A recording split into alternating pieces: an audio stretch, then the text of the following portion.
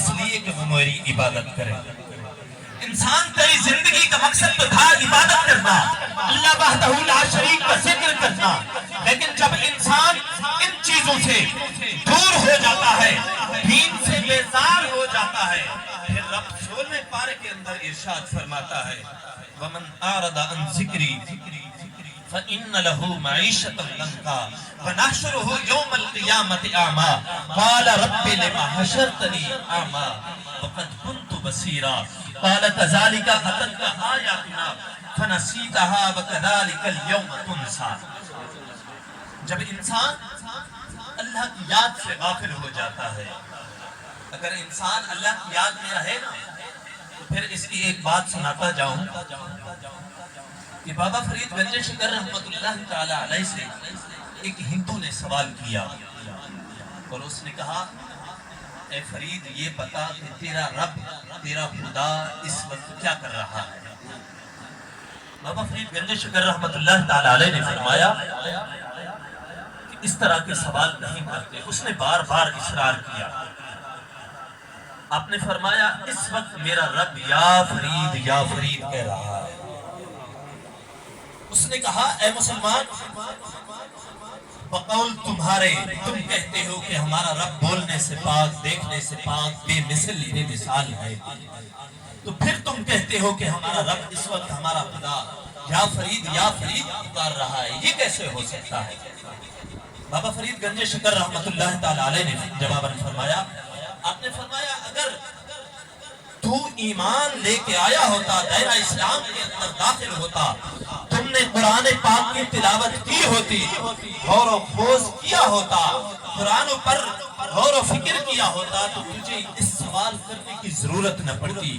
کیونکہ میرا رب فرماتا ہے، بابا فرید نے فرمایا میرا رب فرماتا ہے قرآن پاک کے اندر، رب فرماتا ہے فَاذْكُرُونِي أَذْكُرْكُمْ، اے میرے بندے تم مجھے یاد کرو میں تمہیں یاد کروں گا۔ تو اس وقت فرید کی زبان پر یہ ذکر جاری تھا، یا اللہ کا میں ذکر کر رہا تھا، میرا ایمان کہہ رہا ہے جب میں یا اللہ کہہ رہا ہوں تو میرا رب یا فرید کہہ رہا ہے۔ جب انسان ان چیزوں سے دور ہو جاتا ہے، رب کی یاد سے غافل ہو جاتا ہے، رب کے حبیب سے ذکر سے منہ موڑ لیتا ہے، پھر انسان اس دنیا میں اور اخروی زندگی تو وہ تو کچھ اور ہوگا،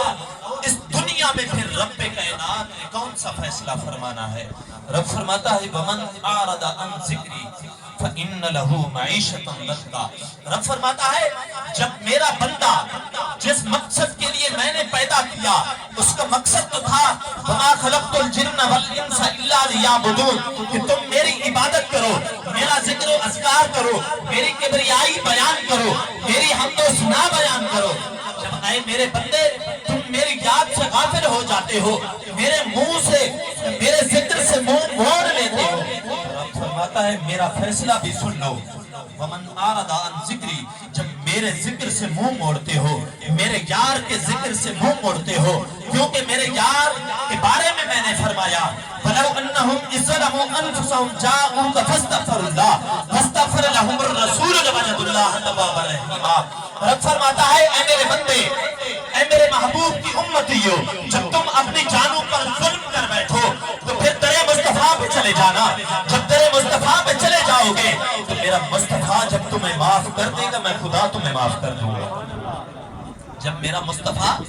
تمہیں معاف کر دے گا، رب فرماتا ہے شرط کیا ہے؟ میرے یار کے در پر جانا، جب میرا محبوب تمہیں معاف کر دے تو میں خود خدا تمہیں معاف کر دوں گا۔ تو رب فرماتا ہے میں نے تو پیدا کیا اپنی عبادت کے لیے، ذکر و اذکار کے لیے، جب میرے ذکر سے منہ موڑو گے پھر میرا فیصلہ سن لو فَإِنَّ لَهُ مَعِيشَةً ضَنكًا، پھر میں تمہاری معیشت تمہارا رزق تم پر تنگ کر دوں گا۔ یہ تو دنیا کی سزا رہی نا۔ آج ہر انسان پریشانی کے عالم میں ہے، پریشانی میں مبتلا ہے کہ ذکر سے جب انسان منہ موڑتا ہے تو پھر اس پر اس کا رزق تنگ کر دیا جاتا ہے۔ یہ تو دنیا کا فیصلہ رہا۔ آگے آئیے قرآن سے پوچھتے ہیں قرآن کیا کہتا ہے؟ فَإِنَّ لَهُ مَعِيشَةً ضَنكًا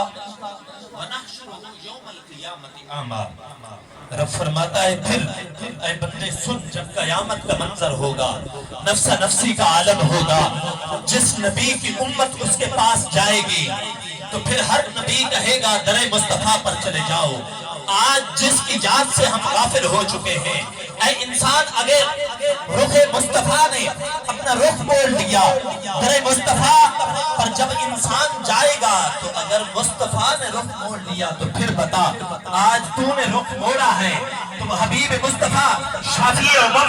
नूर मुजस्सम सरकार दो आलम सल्लल्लाहु तबारक व सल्लम ने अगर रुख मोड़ लिया तो फिर कौन सा दर होगा जिस दर पर तुम जाओगे। आज ले उनकी पनाह, आज मदद मांग उनसे, फिर न मानेंगे कयामत में अगर मान गया। तो रब फरमाता है जब तुम मेरे जिक्र से, मेरे हबीब के जिक्र से मुंह मोड़ोगी, पहली तो ये फैसला कि मैं तुम्हारी मईशत तुम पर तंग कर दूंगा, और दूसरी आगे वाली बात सुने, वनहशुरुहु यौमल क़ियामति आमा। रब फरमाता है कयामत के दिन मैं तुम्हारी बिनाई वापस ले लूंगा, मैं तुम्हारी बिनाई वापस ले लूंगा, तुम्हें नबीना उठाया जाएगा। वक़त कुन्तु बसीरा, इंसान कहेगा परवरदिगार मैं तो दुनिया में देखता था, मेरी आंखें थी, मेरी बिनाई थी, मैं सब कुछ देखता था, जिस तरह के आज हम